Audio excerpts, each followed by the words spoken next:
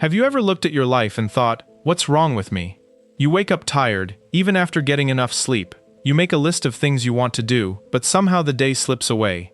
You watch other people chasing goals, building businesses, going to the gym, traveling, smiling in photos, and you wonder why doing even the smallest task feels so hard.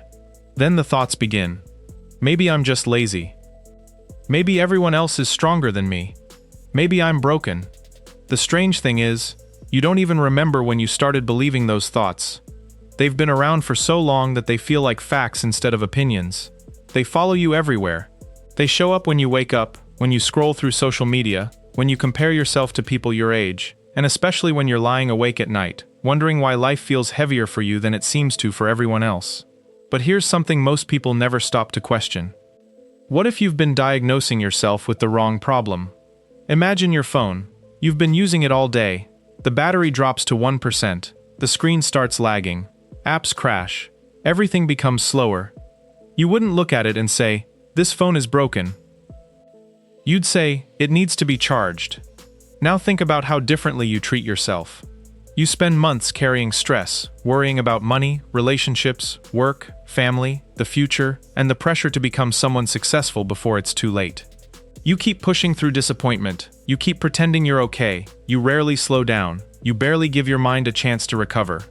Then, when you finally lose motivation, when your concentration disappears, when getting out of bed feels harder than it used to, you don't think, "Maybe I'm exhausted." You think, "I'm the problem." That's a huge difference. Psychologists call this self-labeling. It's a cognitive distortion where we take one experience or one behavior and turn it into our identity. You don't finish one project. Instead of thinking, "I struggled with this project," your brain says, "I'm someone who never finishes anything." You forget one appointment.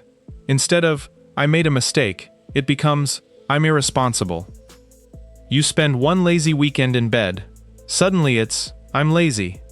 Notice what happened. A temporary behavior became a permanent identity. Your brain loves doing this because it likes simple answers. It's much easier to believe "I'm lazy" than to untangle the complicated reasons behind why you've lost your energy. But easy answers are often wrong. Think about a friend you care about. Imagine they came to you and said, "I've been working overtime for months. I'm constantly worried. I haven't taken a real break in a year. I've been dealing with family problems, sleeping badly, and I can't focus anymore. I think I'm just a failure." Would you agree with them? Probably not. You'd probably tell them they need rest. You'd tell them they're carrying too much. You'd remind them that no one can keep running forever. So why is it so much easier to show compassion to someone else than to yourself? There's a reason this happens. Your brain is biased against you. One of the strongest psychological tendencies we have is called the negativity bias. Our minds naturally pay more attention to failures than successes because, thousands of years ago, noticing danger helped our ancestors survive. Back then, missing one threat could cost you your life. Today, the same brain treats an awkward conversation, a missed deadline, or a lack of motivation as evidence that something is wrong with you. Your survival system wasn't designed for social media, endless comparison, and impossible expectations. But it's trying to survive in that world anyway. And that creates a painful cycle.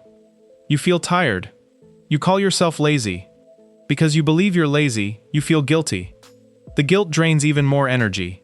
You become even less productive. Then your brain points at that as proof that it was right all along. See, you really are broken. This is how people become trapped, not because they actually are broken, but because they keep collecting evidence for a story that was never true in the first place. Here's a simple example. Imagine carrying a backpack. On the first day, someone puts one brick inside. It's heavy, but manageable. The next day, another brick. Then another. After a year, you're carrying hundreds of bricks. If someone asked you to run a marathon, you wouldn't say, "I'm weak." You'd probably say, "Can someone help me take off this backpack?" Yet emotionally, most of us never ask that question. We simply assume everyone else is carrying the same weight. The truth is, you can't see other people's backpacks. You see their highlight reels. You don't see the panic attacks, the sleepless nights, the family struggles, the burnout, the grief, the loneliness.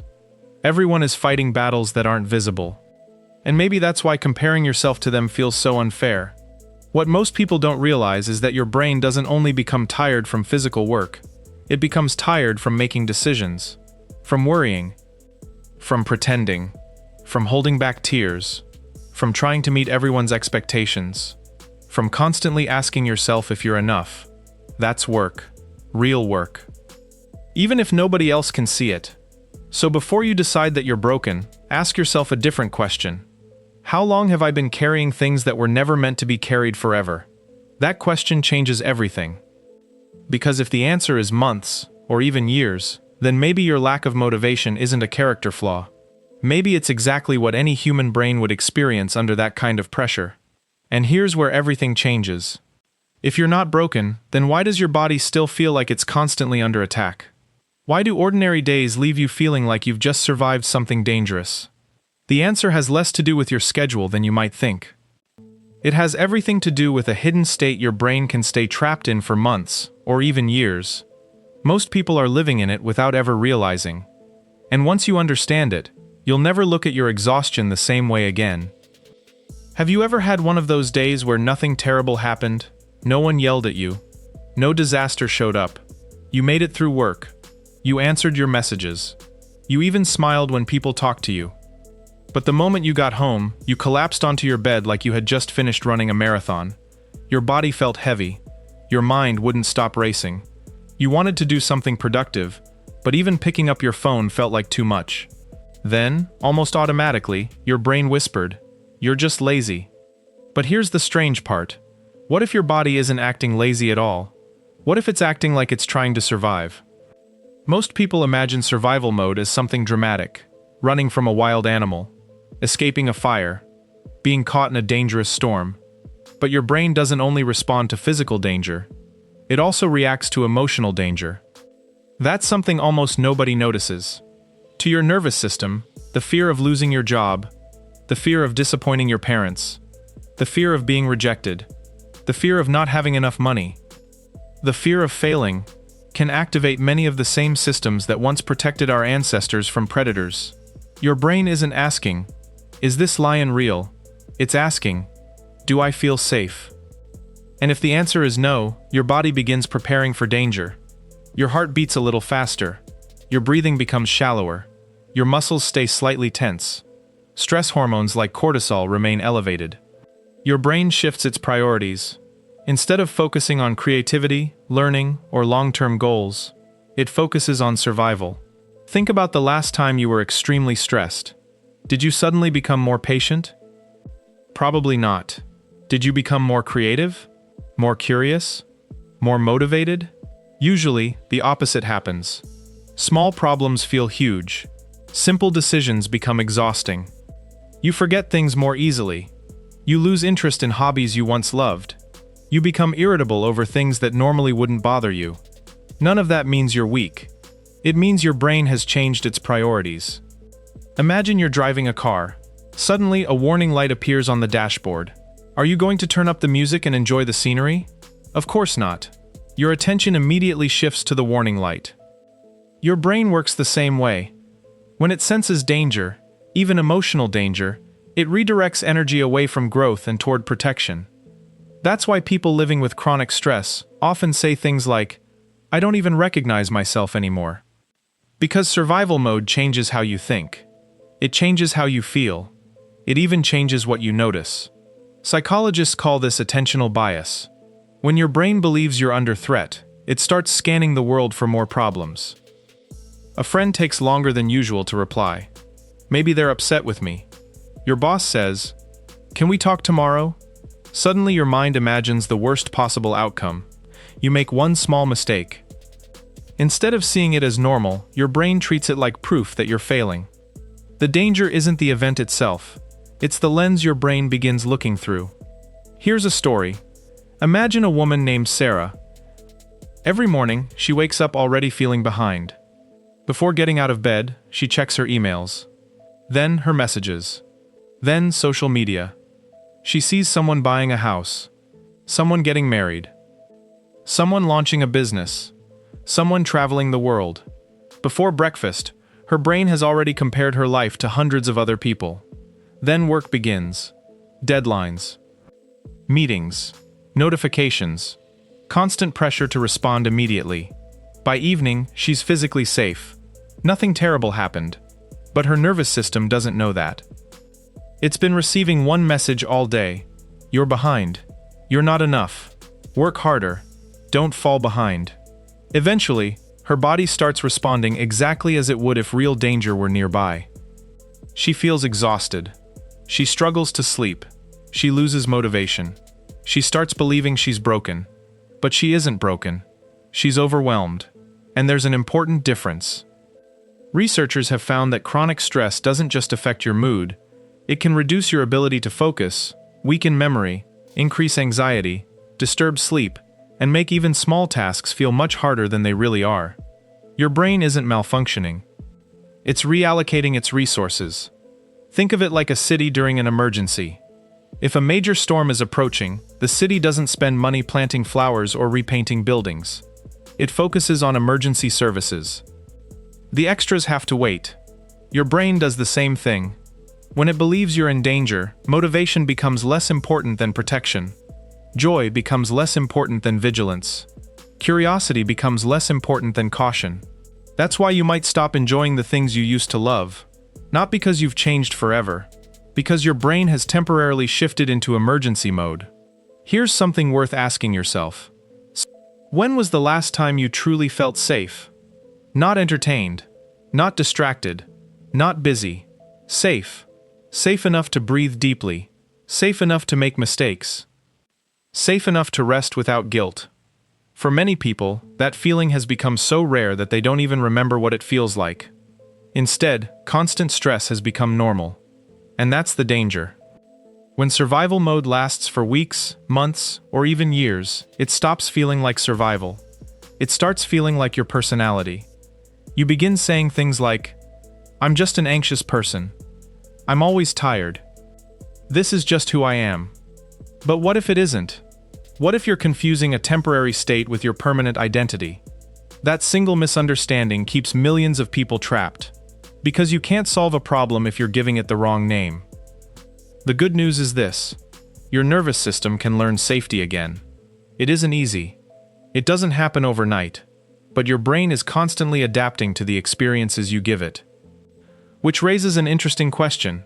If your brain is capable of recovering, then why do so many people take vacations, sleep for 8 hours, or spend entire weekends relaxing, only to wake up Monday morning feeling just as exhausted?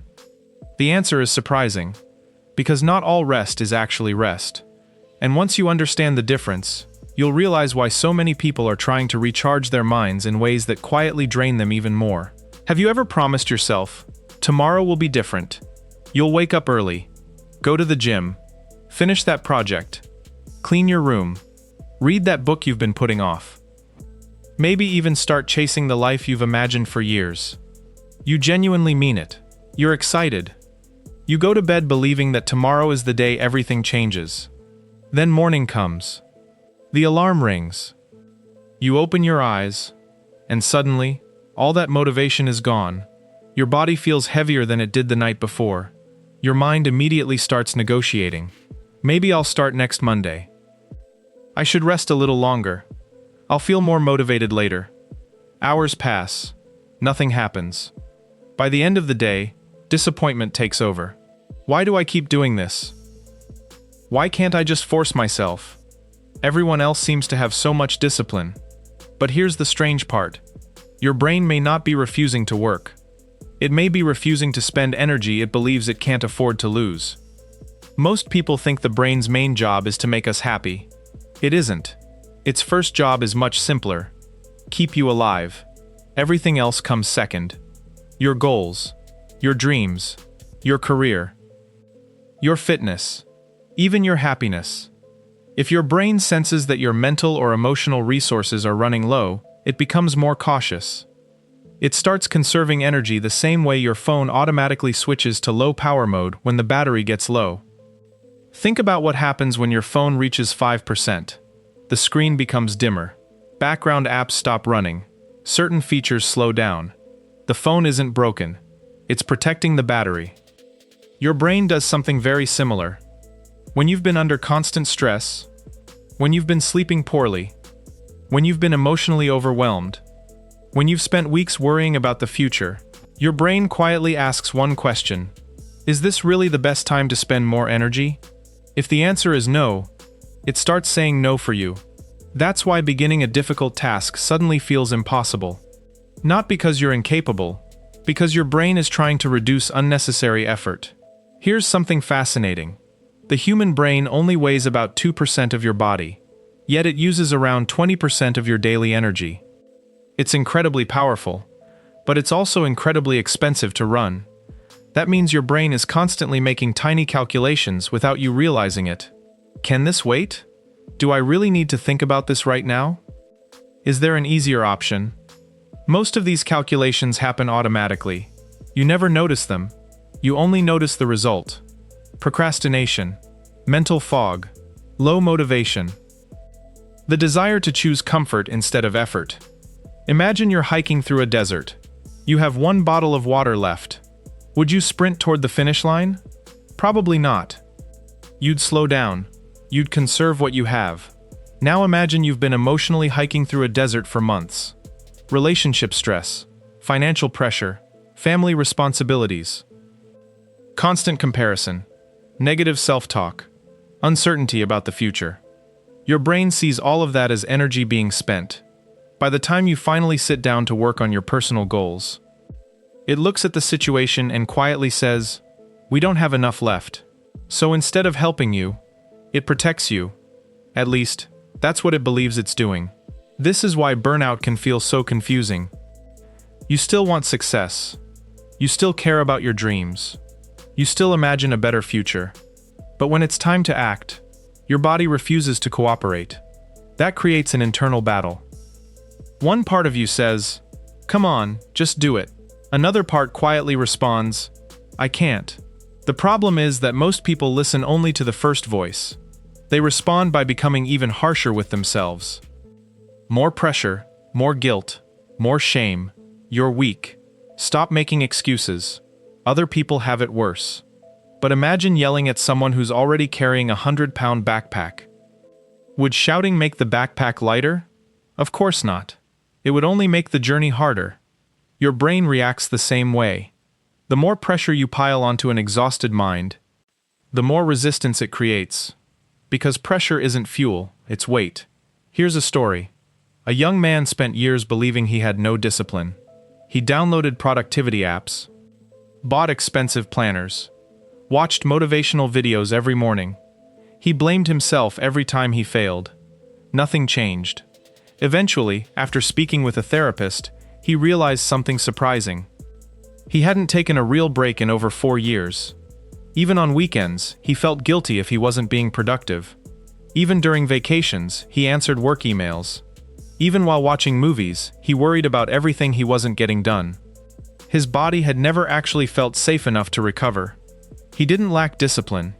He lacked restoration. And once he started protecting his energy instead of attacking himself, something unexpected happened. His motivation slowly returned, not because someone taught him a better productivity system, because his brain finally believed it had enough energy to invest again. That's something we rarely hear. Motivation isn't always created. Sometimes it's uncovered. Sometimes it was buried underneath months or years of exhaustion. What most people don't realize is that recovery isn't laziness. It's preparation. Athletes understand this. They don't train at maximum intensity every single day. Their muscles grow during recovery. Without rest, performance gets worse. The brain follows the same principle. Constant effort without recovery doesn't make you stronger. It makes you slower. Yet many of us believe resting must be earned. We tell ourselves, "I'll rest after I finish everything." But life always gives us another task, another email, another responsibility, another reason to postpone recovery. Eventually, exhaustion becomes normal. And when exhaustion becomes normal, feeling alive starts to feel unfamiliar. So maybe the question isn't, why can't I force myself to do more? Maybe the better question is, why have I expected my brain to keep giving energy that I've never allowed it to restore? That single question can completely change how you see yourself. Because if your brain has been protecting its last few drops of energy, then fighting against it isn't the answer. Working with it is. But this leads to another mystery. If rest is so important, why do so many people spend entire evenings relaxing on their phones, only to wake up just as tired the next day? The answer is one of the biggest misunderstandings of modern life. Because what feels like rest often isn't rest at all. You finally finish the day. Work is done. Messages are answered. Responsibilities are mostly handled. You sit down on your bed and tell yourself, I deserve a break. So you open your phone. One video becomes 5. 5 becomes 20. 20 becomes an hour. Then somehow it's midnight. You barely remember what you watched. Your eyes burn. Your mind feels foggy. Your body feels heavy. And despite spending hours doing absolutely nothing, you still feel exhausted. Maybe even more exhausted than before. Have you ever noticed that? You spend the entire evening resting, yet somehow wake up tired. That's because what most people call rest today isn't actually rest. It's distraction. And those two things are not the same. Here's the strange part. Your brain loves distraction. In fact, some of the smartest people in the world are paid millions of dollars to make sure you keep scrolling. Every notification, every autoplay video, every endless feed, every perfectly timed recommendation, all designed around one thing, keeping your attention. Why? Because attention is valuable, and your brain is surprisingly easy to hook. Every time something new appears on your screen, your brain releases a tiny amount of dopamine. Now, dopamine is often misunderstood. People call it the pleasure chemical. But that's not exactly true. Dopamine is more about anticipation. It's the feeling that something interesting might be coming next. That's why scrolling is so powerful. You don't know what the next video will be, or the next post, or the next message. Your brain keeps pulling the lever, hoping for another reward. It's surprisingly similar to a slot machine. Most spins aren't exciting, but every now and then, something grabs your attention. And that uncertainty keeps you engaged. Hours can disappear without you noticing. But here's the problem. Your brain may be entertained, yet it isn't recovering. Imagine you have a sprained ankle. Instead of resting it, you decide to walk on it all day. Maybe you walk slowly. Maybe it doesn't hurt much. But you're still using it. You're not allowing it to heal. Mental recovery works the same way. Real rest allows certain parts of the brain to relax. Constant stimulation does the opposite. Even if you're sitting completely still, think about what happens while you're scrolling. Your brain is processing images, comparisons, conversations, opinions, news, advertisements, emotions, stories, arguments, predictions, judgments. Thousands of pieces of information, one after another, without pause. Your body may be resting. Your attention is not. And attention is one of the most exhausted resources you have. This is why many people finish a 3-hour scrolling session feeling strangely empty. Not refreshed. Not energized. Just numb. It's like eating junk food when you're starving. For a moment, it feels satisfying. But afterward, your body still lacks what it actually needed. The same thing can happen psychologically. Sometimes what we need is peace, but we consume stimulation. Sometimes what we need is connection, but we consume content. Sometimes what we need is sleep, but we consume distraction. And because the real need never gets met, the exhaustion remains. Here's a simple example. Imagine you're thirsty. Instead of drinking water, you chew gum. The gum might temporarily distract you from the thirst, but eventually the thirst returns because the real problem was never solved. Scrolling often works exactly like that. It distracts us from exhaustion. It doesn't remove it. In fact, many people use their phones the same way previous generations used cigarettes. Not because they're enjoying every moment, but because they need relief from stress. Relief from loneliness. Relief from boredom. Relief from uncomfortable thoughts. The phone becomes a temporary escape hatch. And sometimes that's understandable. Life is hard. Everyone needs a break. But here's where things get dangerous. If distraction becomes your primary form of recovery, your nervous system never gets a chance to fully reset. You're constantly consuming, rarely recovering. Constantly stimulated, rarely restored. And eventually your brain starts sending signals. Difficulty concentrating, brain fog, low motivation, mental fatigue, emotional numbness. The frustrating part is that these symptoms often make us reach for even more distraction, which creates a cycle. You feel tired. You scroll. The scrolling prevents recovery. You become more tired. You scroll even more. Without realizing it, you're drinking salt water to cure thirst. What most people don't realize is that real rest isn't always comfortable. That's why so many people avoid it. Real rest might look like going for a quiet walk, sitting without a screen, listening to music without multitasking, taking a nap, journaling, spending time in nature, having an honest conversation with someone you trust. These things often feel less exciting than endless entertainment, but they give your brain something scrolling never can. Space. Space to breathe. Space to process. Space to recover. And recovery requires space. Think of a snow globe. When you shake it constantly, everything inside becomes cloudy. You can't see clearly. But if you set it down and leave it alone, the snow slowly settles. Clarity returns on its own. Many minds today are like shaken snow globes. Constant notifications, constant content, constant stimulation, constant noise. Then we wonder why we can't think clearly, why we feel overwhelmed, why we feel tired all the time. The answer may be simpler than we think. We've forgotten how to be still. And stillness isn't laziness. It's maintenance. It's recovery. It's how the brain repairs itself after carrying too much for too long. But there's another kind of exhaustion that's even harder to notice. Because it doesn't come from work, or responsibilities, or screens. It comes from emotions, from carrying invisible weight that nobody else can see. And for many people, that's where most of their energy disappears. Imagine carrying a backpack everywhere you go, not for a day, not for a week, for years. Every morning, before you even open your eyes, someone quietly places another brick inside.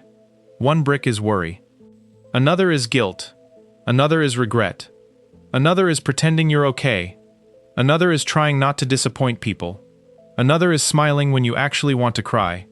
By the end of the day, your shoulders ache. Your back hurts. Walking feels harder than it should. Now imagine that nobody else can see the backpack. They only see you moving slower than everyone else. They don't see the weight. They only see the pace. So they say, you need to try harder.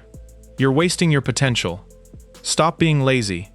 After hearing those words enough times, you begin saying them to yourself. But here's the truth. Some of the heaviest things a person can carry can't be seen. This is emotional exhaustion. And unlike physical exhaustion, it rarely announces itself. You don't wake up one morning and suddenly realize, I'm emotionally drained. It happens quietly, almost invisibly. A little more patience disappears. A little more joy fades away. Conversations become tiring. Simple decisions feel overwhelming. You stop replying to messages. You stop enjoying hobbies. You laugh less. You dream less. You slowly become someone who's only trying to make it through the day. The strange part is that many people don't connect these changes to emotional exhaustion. Instead, they assume something is wrong with their personality. Maybe I've become boring. Maybe I'm just depressed. Maybe I don't care anymore. Sometimes those things can be true. But often, the real issue is much simpler. You've been carrying too much for too long. Think about how much emotional work your brain does every single day. You remember birthdays. You worry about your future. You wonder if people secretly dislike you. You replay conversations from 3 days ago.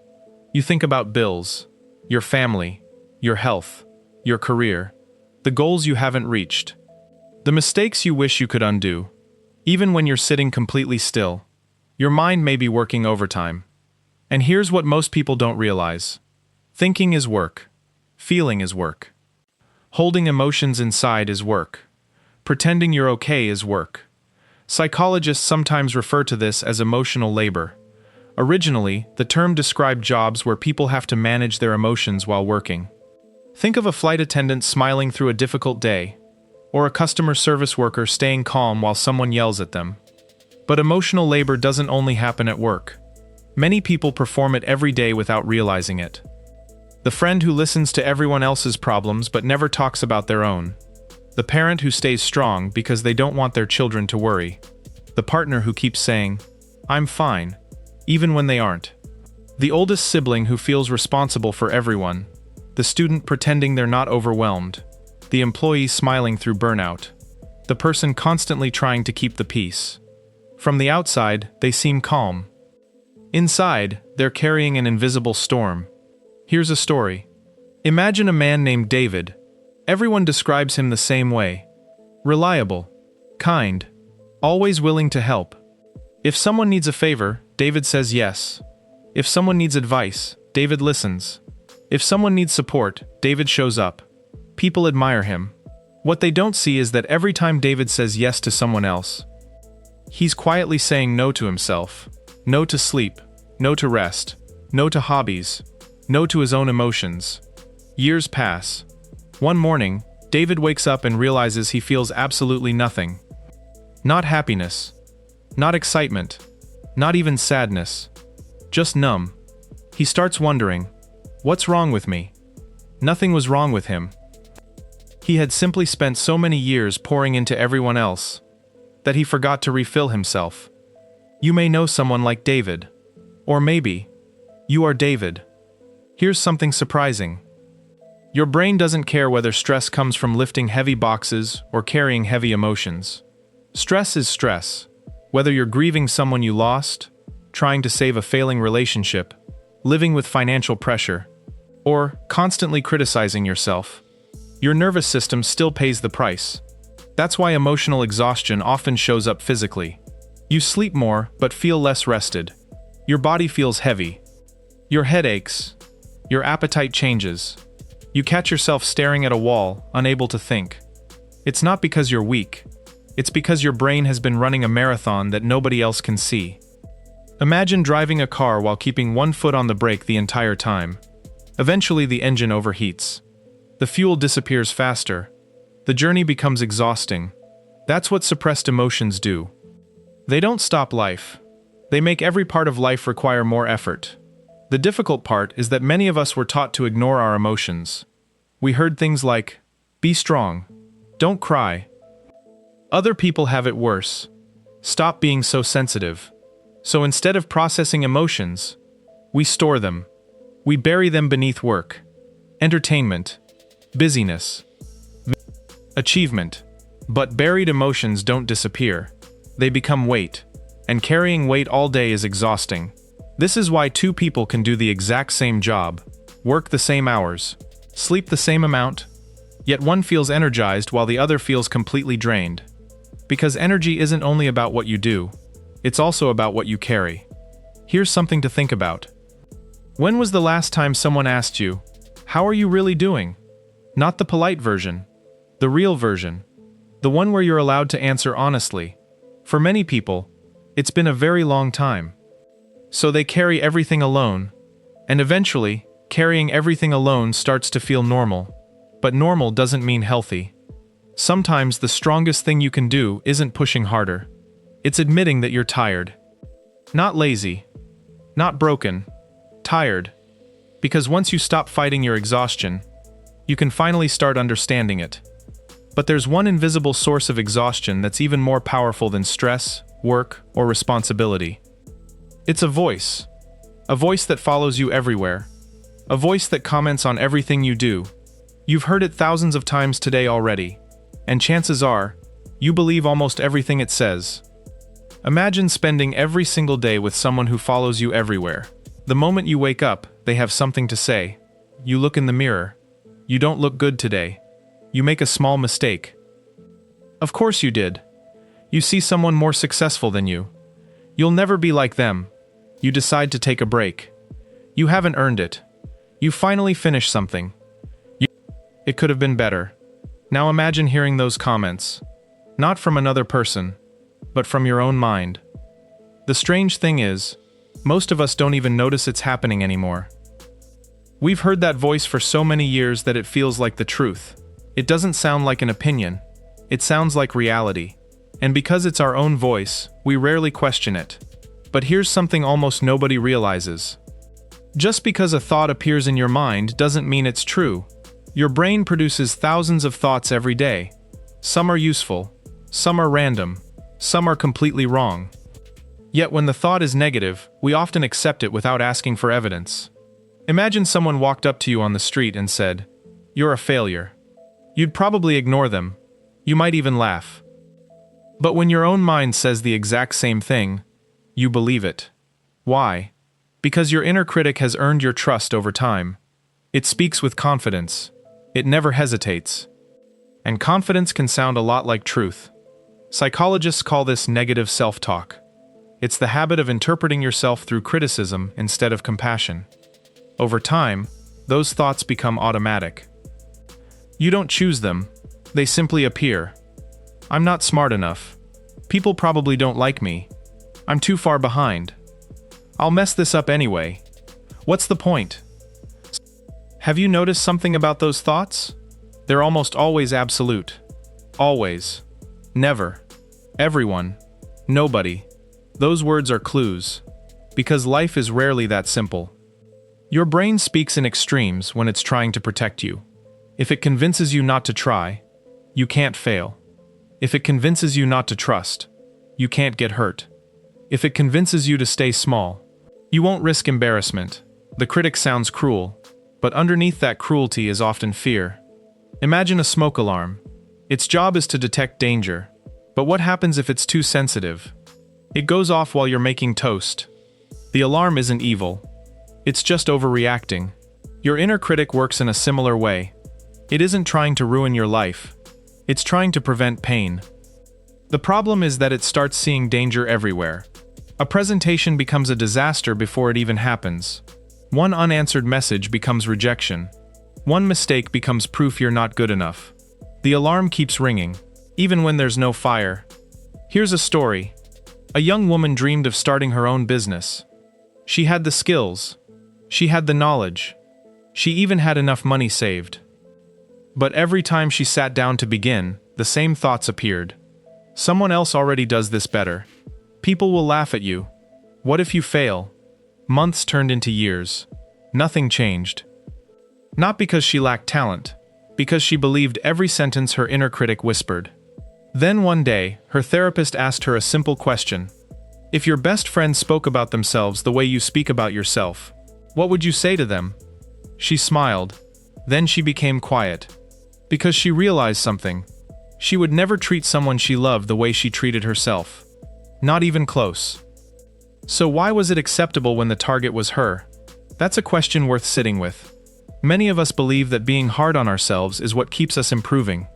We think self-criticism creates discipline. But research suggests something different. People who practice self-compassion don't become lazy. In many cases, they become more resilient. Why? Because failure stops feeling like proof they're worthless. It simply becomes feedback. Imagine learning to ride a bicycle. Every time you fell, someone screamed, "You're hopeless. You'll never learn." Would that make learning easier? Of course not. You'd probably give up. Yet that's exactly how many of us talk to ourselves after every mistake. And then we wonder why we're exhausted. Think about how much energy it takes to fight yourself all day. Every decision becomes a battle. Every mistake becomes a trial. Every success gets dismissed. No wonder you're tired. You're carrying an argument inside your own mind from morning until night. Here's something practical you can try. The next time your inner critic speaks, don't ask, "Is this true?" Instead ask, "Would I say this to someone I love?"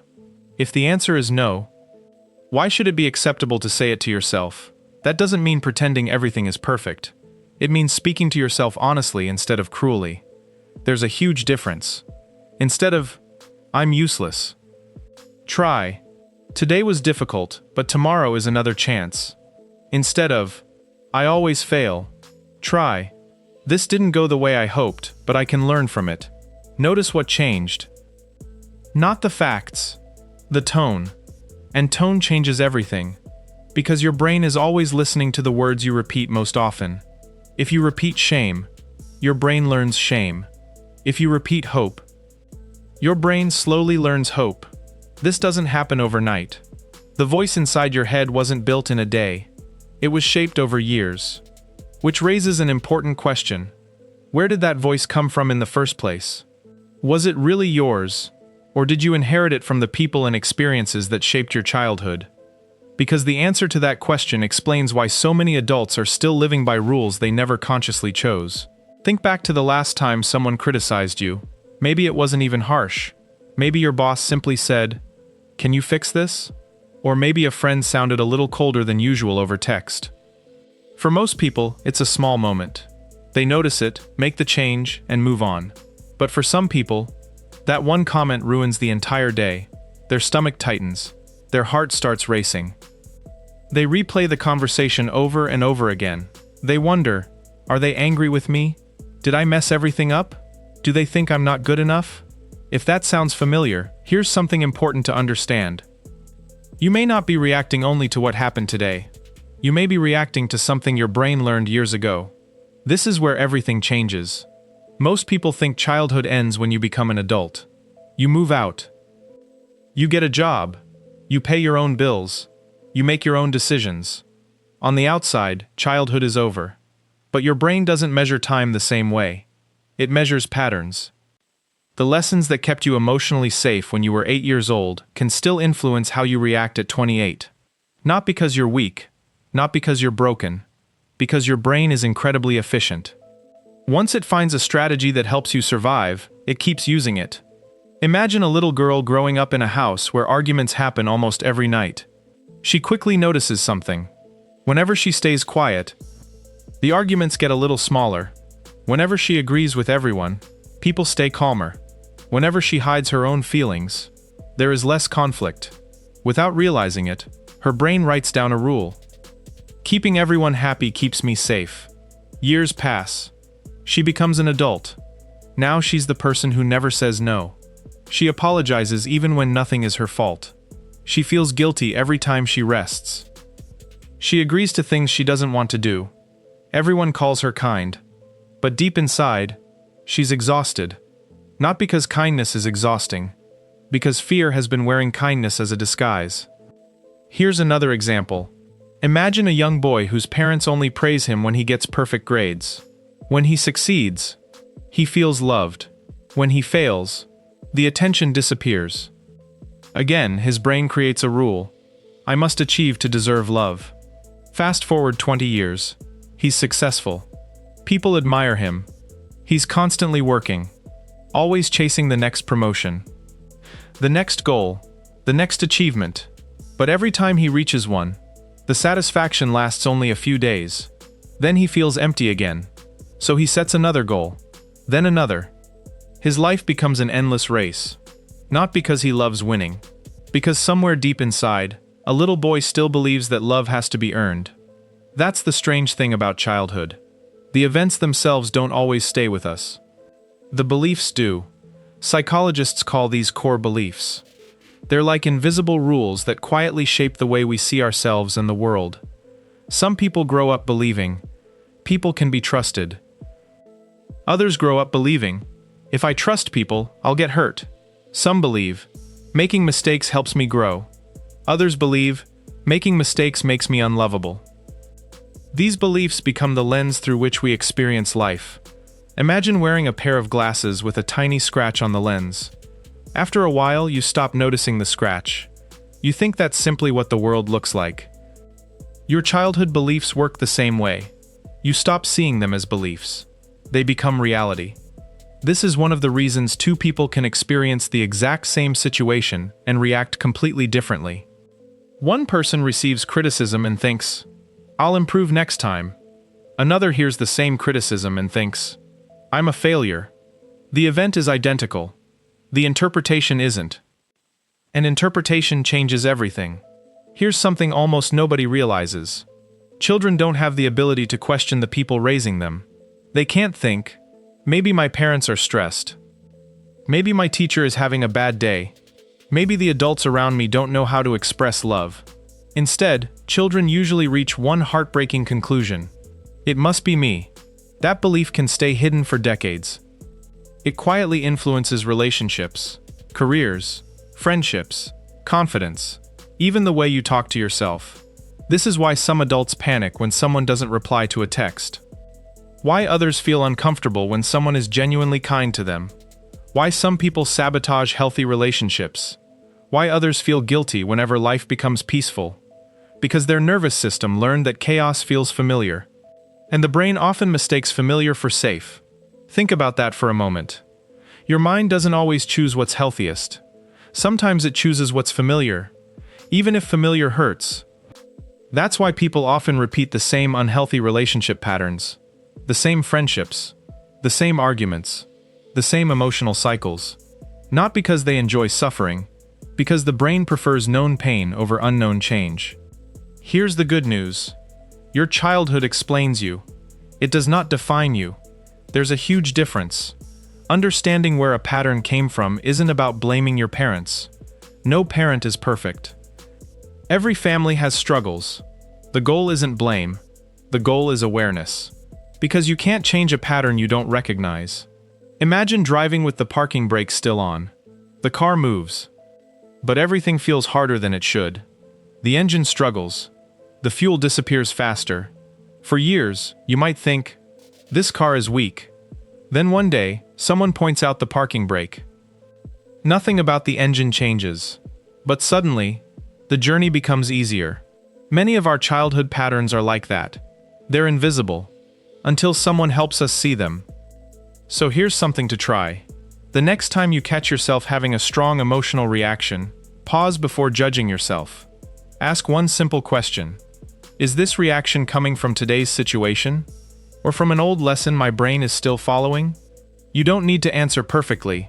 Just asking the question begins changing your relationship with yourself. Because awareness creates choice, and choice creates freedom. But even after you recognize these old patterns, there's another problem. Many people stay stuck because they're fighting a battle they can't even see. It isn't happening in their childhood anymore. It isn't happening at work. It's happening quietly, inside their own mind, as they replay the same thoughts again and again. And that's where one of the biggest hidden energy drains begins. Maybe this entire time, you've been asking yourself the wrong question. Not, what's wrong with me? But, what has my mind been carrying for far too long? There's a big difference between those two questions. One leads to shame, the other leads to understanding. Throughout this video, we've explored something that many people never realize. Feeling constantly tired doesn't always mean you're lazy. Struggling to focus doesn't always mean you lack discipline. Losing motivation doesn't always mean you've failed. Sometimes, your brain is simply doing what it was designed to do. It's protecting you from stress that never seemed to end, from emotional wounds that never fully healed, from expectations that became heavier every year, from a world that constantly tells you to do more, be more, achieve more. The truth is, no machine can run forever without maintenance.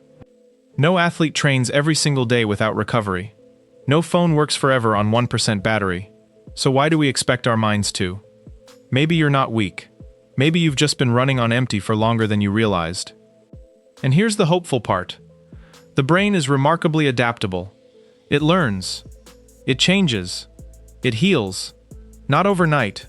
Not with one motivational quote. But through small choices repeated consistently. Choosing rest without guilt. Speaking to yourself with a little more kindness.